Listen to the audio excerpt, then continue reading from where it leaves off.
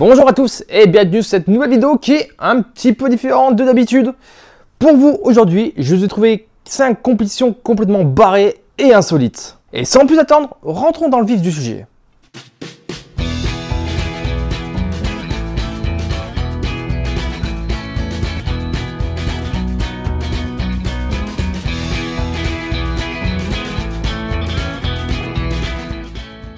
Alors, la naissance de cette compétition me fait beaucoup rire parce que c'est d'une simplicité, mais c'est incroyablement con. Nous sommes en 1925 à la foire du comté de Tillamook dans l'Oregon et nous avons deux gars à bord d'une Ford Model T à la poursuite d'un cochon.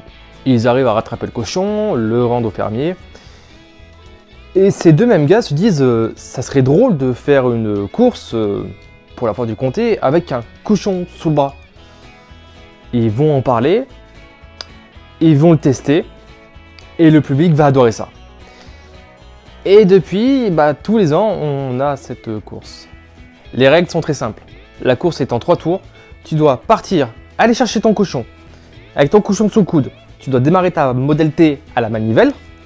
Ensuite, tu fais un tour complet, toujours avec le cochon sous le coude. Et une fois arrivé à la ligne de départ, tu coupes ton moteur, tu changes de cochon et tu recommences. Alors, je trouve ça très drôle, mais très con, mais surtout un peu limite pour la cause animalière, même si les organisateurs mettent en garde les pilotes pour qu'ils prennent soin des cochons. Même si je pense que derrière, ils ont dû bien se casser le bide. Celle-là, c'est pour nos potes agriculteurs. Tu prends un tracteur, genre un Kubota. Mon papa a un Kubota, j'ai appris à conduire dessus. Et ce Kubota, tu vires le moteur d'origine, et à la place, tu mets un V8. Ou même mieux, tu mets un V12 Rolls-Royce. Ah attends. Tu mets un 14 cylindres Bistrol, tout droit sorti de l'aéronautique. Vous trouvez ça fou et délirant et même insensé? Bienvenue dans le monde merveilleux du tractopooling.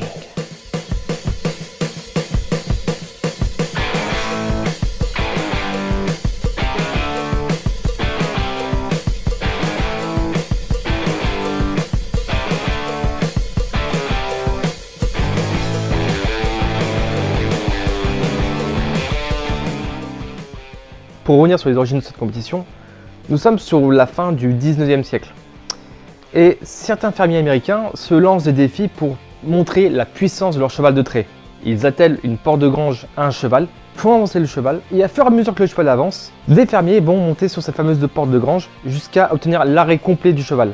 Et le cheval qui sera allé le plus loin aura gagné. Cette compétition existe encore, ça s'appelle le horse pulling. Mais vous vous doutez bien que il n'aura pas fallu attendre très longtemps pour que le cheval soit remplacé par un tracteur. C'est en 1969 que le tractor pulling devient une discipline reconnue. En 1970, le tractor pulling débarque en Europe sous l'influence hollandaise, jusqu'à arriver chez nous en France en 1983, où on se retrouvait à l'époque avec des tracteurs qui faisaient entre 500 à 1500 chevaux. Les règles sont très simples. Contrairement au dragster, là le but c'est pas d'aller le plus vite, mais c'est d'aller le plus loin. Le tracteur tracte une remorque avec un poids variable. Et le but est d'aller le plus loin possible, jusqu'au full pull, soit 100 mètres. Plus le tracteur avance et plus le poids qui est sur la remorque avance aussi. Et plus elle avance et plus justement le poids va centrer à l'avant et la remorque va devenir un traîneau, voire même s'enterrer dans le sol. Pour ce qui est des tracteurs, on a de tout. Ça part du tracteur tondeuse pour les petites catégories à du monstre qui ne ressemble plus à un tracteur. Avec des puissances démesurées où on a des trucs qui font 8000 voire jusqu'à plus de 12 000 chevaux. Et niveau motorisation, c'est du V8, voire même plusieurs V8, du V12, voire même, je l'ai déjà vu, des chomines d'avions de chasse. Alors, pour le coup, ça, j'ai eu l'occasion de le voir en vrai, c'est impressionnant. Par contre, prévoyez ces bouts de caisse et casque anti-bruit parce que il y a des trucs, j'allais dire, ça fait autant de bruit qu'un avion de chasse, ça fait 140 décibels. Mais oui, mais il a 3 turbines d'avion de chasse, normal que ça fait plus de 140 décibels. Logique. Mais ouais, franchement, ça va faire au moins une fois. Si vous avez l'occasion de le voir, allez jeter un coup d'œil. Pour le troisième, je pense que c'est peut-être dû déjà vous arriver, cette pulsion presque meurtrière. cette envie de mettre un bon gros coup de pare-choc à un voisin ou à un collègue qui vous aurait piqué votre place de parking. Si c'est votre cas, le Demolition Derby sera votre voie de rédemption. J'aimerais savoir faire des effets, mais je sais pas faire. Et là, j'ai juste l'air d'un gros con une seconde fois.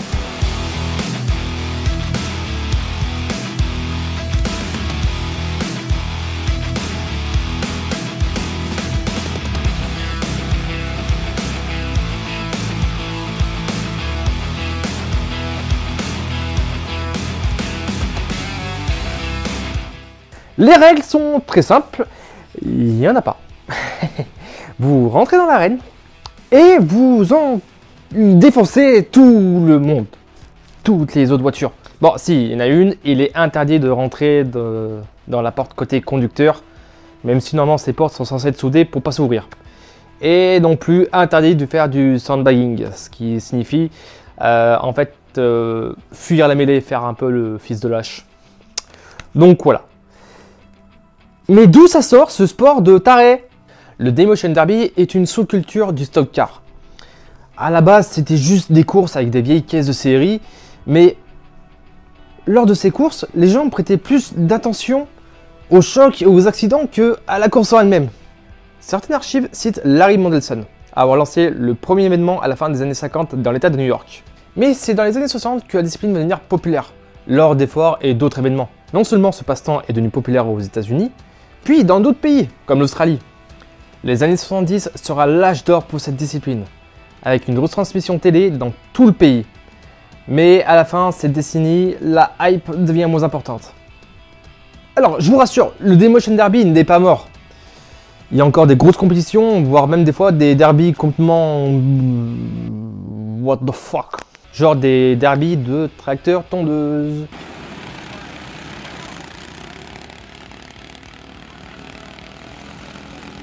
Alors c'est débile, hein, mais encore plus débile. Hein. Des derbies de moissonneuses-batteuses.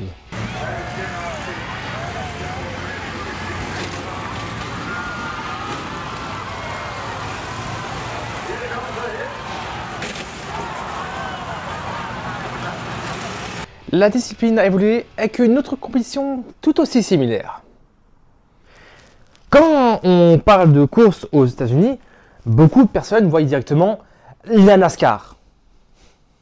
Ou justement la NASCAR, c'est un grand circuit en ovale avec des grandes vitesses de pointe. Et en NASCAR, quand ça tape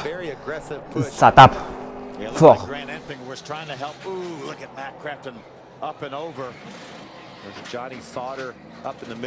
Maintenant, imaginez, on prend les mêmes tarés juste avant du Demolition Derby et on leur dit les gars, venez, on fait comme en NASCAR, mais cette fois sur un circuit en 8.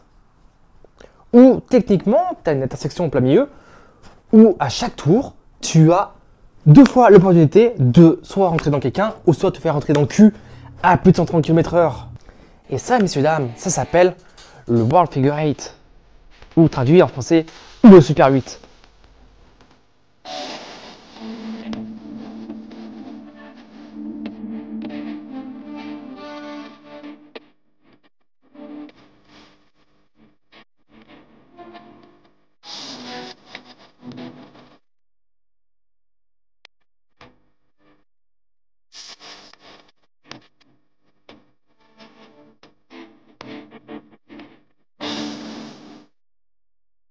Le World Figure 8 a une histoire très similaire au Demolition Derby et s'inspire beaucoup des Banger Racing, qui, pour faire simple, sont des courses où les pilotes sont autorisés à se rentrer dedans, au point où les pilotes abandonnent carrément les bagnoles car elles sont HS. Pour ce qui est du World Figure 8, il n'est pas nécessaire d'être un bourrin, je dirais même c'est plutôt l'inverse. Car selon la taille du 8, toutes les 10 à 20 secondes, les pilotes vont devoir franchir cette intersection à plus de 130 km/h. Et quand ça tape, en temps mal, ça tape assez fort pour que ni ta voiture, ni celle du mec qui t'a tapé ou que t'as percuté ne repartent. C'est pas juste une question d'être rapide ou d'être un ravagé du bocal, c'est surtout une question de timing. Pour ce qui est des voitures, on supprime toutes les vitres et le pare-brise remplacé par une plaque de plexiglas. Sans oublier tout ce qui est ferraillage, donc un arceau de sécurité, des plaques pour blinder, de quoi être en sécurité quand tu te fais taper dedans. Pour ce qui est des moteurs, sur les grosses catégories, on est principalement sur du V8.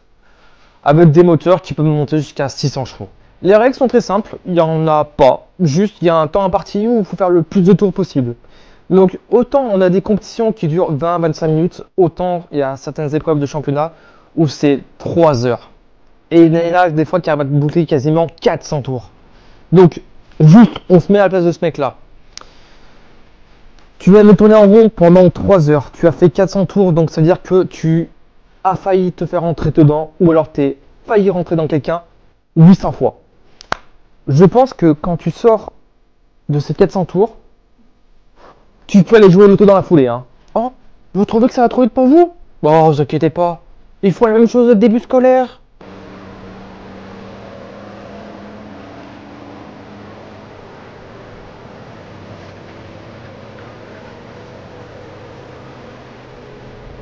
Quoi? Vous n'aimez pas trop l'école? Oh, vous inquiétez pas. Ils font la même chose avec des pick-up qui tirent les caravanes. Oh! And the 0-1 gets demolished from Medine. Oh! Are you kidding me? Vous savez pas manipuler une caravane? Oh, vous inquiétez pas. Ils font la même chose avec des camping-cars. Oh, and the 16, another boat in the middle of the intersection. C'est incroyablement con. Mais qu'est-ce que c'est bon. Oh, on dirait que je suis un peu sur caca. Personnellement, je trouve ça hilarant. Et j'aimerais beaucoup d'aller voir ça de mes propres yeux. Alors celle-ci, c'est cadeau. Aujourd'hui, quand on parle de course, certains voient gros bolide, gros moteur, grosse puissance. Et bah là, pas du tout. C'est même tout l'inverse. Mesdames et messieurs, je vous présente la course de côte au ralenti.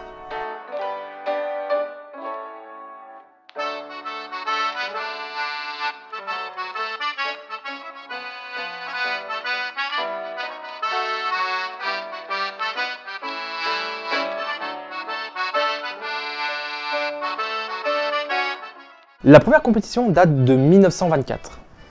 Et cocorico, cette compétition est 100% française. Le but, remonter la rue Le Pic dans le 18e arrondissement. Une rue qui fait 660 mètres. Le plus lentement possible.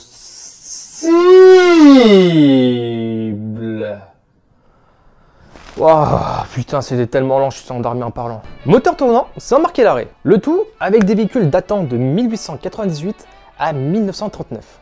En 1957, le revainqueur a atteint le sommet en 5 heures. Avec une moyenne folle de 120 mètres par heure. Je crois que moins vite, ça s'appelle reculer. Cette course sera abandonnée en 1998. Ils referont une dernière édition en 2016, c'était la 75e. Mais en tout cas, s'il y a bien un truc qui est sûr, c'est que là, pour le coup, ça ne devait pas les coiffer. Voilà, voilà. Bon, cette vidéo touche à sa fin. J'espère que vous aura plu. Bon, je vous rappelle la musique habituelle. On s'abonne, ça fait plaisir. Le petit pouce bleu, ça fait plaisir. Le petit commentaire pour m'insulter, ça fait pas trop plaisir. Le petit commentaire pour dire que la vidéo était sympa, refaisant d'autres, ça fait plaisir. C'était Dick des Casseurs et je vous emmerde. Moi, je rentre à ma maison.